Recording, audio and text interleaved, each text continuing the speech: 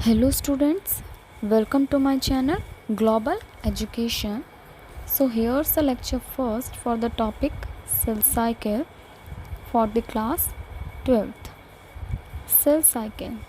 What happens in this? There's a cell division. मतलब इसमें क्या होता है, सेल जो है वो डिवाइड करता है, जो कि बहुत ही ज़्यादा इम्पॉर्टेंट प्रोसेस है लिविंग ऑर्गेनिजम्स के अंदर। और जब सेल डिवाइड करता है तो उसमें क्या होता है, ग्रोथ होती है, रेप्लिकेशन होता है डीएनए का। तो ये जो तीन प्रोसेसेस हैं, सेल डिवीज़न, सेल ग्रोथ और डीएनए रेप्लिकेशन का, ये जो है वो कोऑर्डिनेटेड वे के अंदर होना चाहिए, यानी कोऑर्डिनेशन में होनी चाहिए, सीक्वेंस में होनी चाहिए। उसको बोलते हैं cell cycle. So what is cell cycle?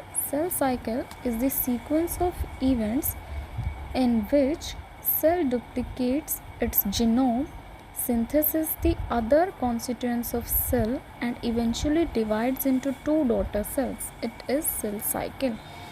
और सेल साइकिल जो है इसमें क्या होता है, इवेंट्स जो होते हैं वो जेनेटिक कंट्रोल्ड होते हैं, मींस जीन्स जो है उनको कंट्रोल करवा रहे हैं।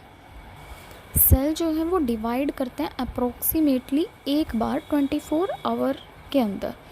लेकिन ये जो सेल साइकिल की ड्यूरेशन है ये ऑर्गेनिज़म टू ऑर्गेनिज़म डिफ़र करेगी। लेकिन यीस्ट के लिए जैसे क्या है, एग्जांपल में 90 मिनट्स की सेल साइकिल जो है वो होती है इसकी। बेसिक दो फेज़ आते हैं सेल साइकिल के अंदर, इंटरफेज़ और एम फेज़, जिसको हम माइटोसिस फेज़ जो है वो बोलते हैं। इंटरफेज़ जो है वो फर्दर डिवाइडेड इन 3 फेज़ के अंदर, G1 फेज़, S फेज़ और G2 phase. G here stands for gap and S here stands for synthesis। तो इंटरफेज़ के बारे में पढ़ते हैं पहले। G1 फेज़, G1 फेज़ में क्या होता है, G1 फेज़ जो है वो बिगिन करता है, मतलब कि माइटोसिस के ख़त्म होने के बाद और साइटोसिस के ख़त्म होने के बाद, और कब तक रहेगा, जब तक एस फेज़ नहीं आ जाता। सबसे लॉन्गेस्ट फेज़ होता है चारों में से, और इसकी लेंथ जो है वो वेरी करती है।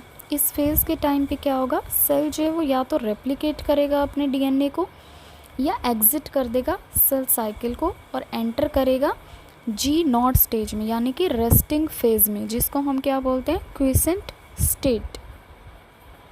उसके बाद आता है एस फेज़। एस फेज़ में क्या होता है, क्रोमोसोम्स जो हैं वो रेप्लिकेट करेंगे, इसीलिए इसको क्या बोलते हैं, सिंथेसिस फेज़ बोलते हैं। और 6 आवर जो है वो लास्ट करता है ये। मैमल सेल्स के अंदर क्या होता है, एस फेज़ जो है वो start of S phase, actual इसमें क्या होता है, डीएनए सिंथेसिस जो है वो इनिशिएट होना स्टार्ट हो जाता है और सेवरल आवर्स तक चलता रहेगा। एस फेज़ के टाइम पे हर एक क्रोमोसोम जो है वो रेप्लिकेट करेगा एक बार पेयर ऑफ सिस्टर क्रोमेटिड्स बनाने के लिए।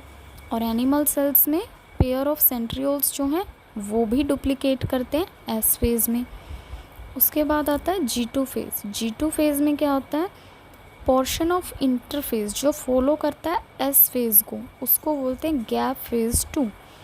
इसमें भी सेल्स जो हैं वो एग्जिट कर सकते हैं, जैसे G1 फेज़ में करते हैं। कॉम्बिनेशन जो है इन 3 फेज़ का, G1, G2 और S फेज़ का, उसको हम बोलते हैं interphase. Then it follows M phase. M phase क्या होता है, ओवरलैपिंग प्रोसेसेस जो है माइटोसिस के और साइटोकाइनेसिस के। एम फेज़ जो है वो फर्दर डिवाइडेड है 5 फेजेस के अंदर, प्रोफेज़, प्रोमेटाफेज़, एनाफेज़, टीलोफेज़।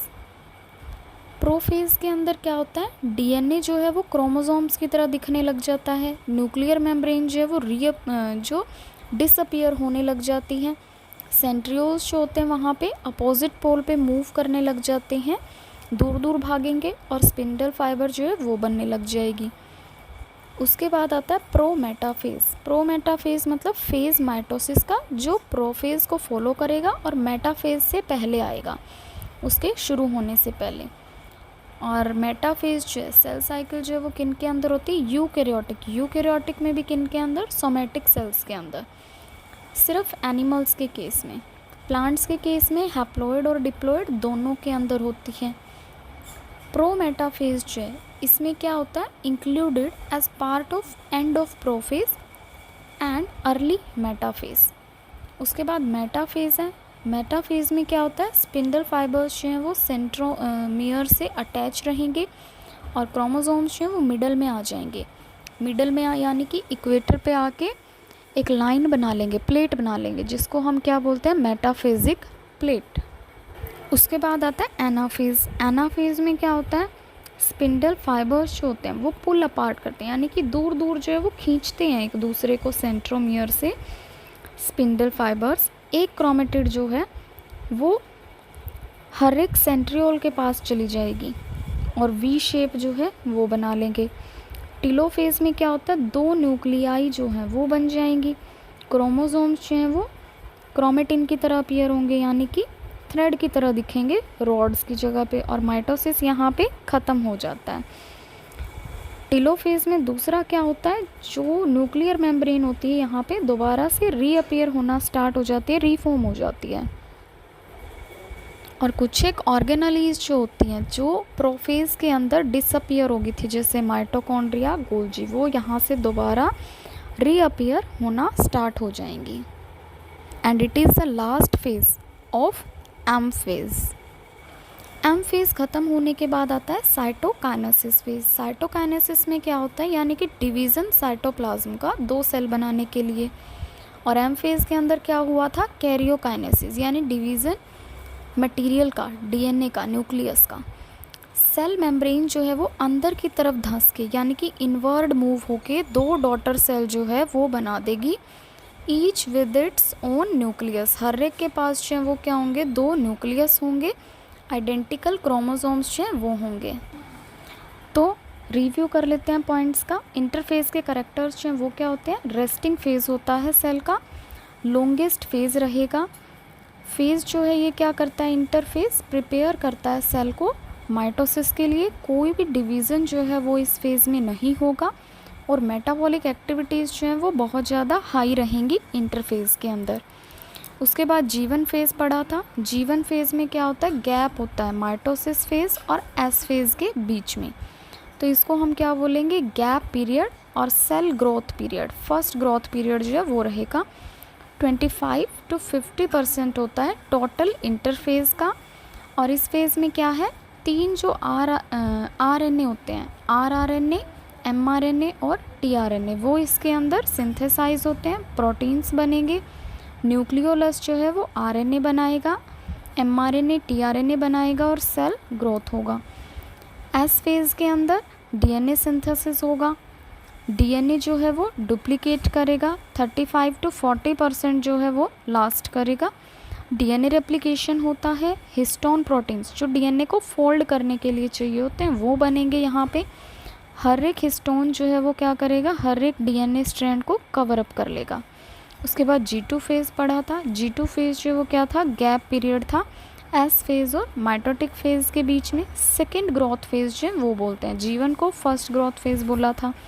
G2 फेज़ जो है वो क्या करता है, फॉलो होता है माइटोटिक फेज़ से और इसमें इंटेंसिव सेलुलर सिंथेसिस होगा। माइटोकॉन्ड्रिया और क्लोरोप्लास्ट जो हैं वो डिवाइड कर जाते हैं यहाँ पे। एनर्जी जो स्टोर होती है वो यहाँ पे आके बहुत ज़्यादा इंक्रीज़ हो जाएगी। उसके बाद एम फेज़ था। M stands for mitotic phase, short duration का होता है। सबसे लॉन्गेस्ट फेज़ था G1 फेज़। उसके बाद सबसे शॉर्टेस्ट जो है वो एम फेज़ रहेगा, जो कि 45 मिनट से 1 आवर तक जो है वो रहेगा।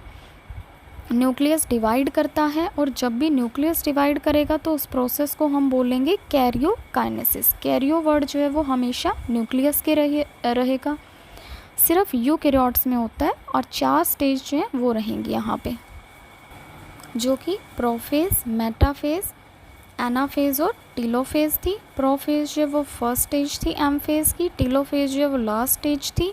और प्रोफेज को फर्दर कैटेगराइज किया था प्रो मेटाफेज में, जो प्रोफेज और मेटाफेज के बीच में एक फेज़ आया था जिसको हम लेट प्रोफेज जो है वो भी बोलते हैं।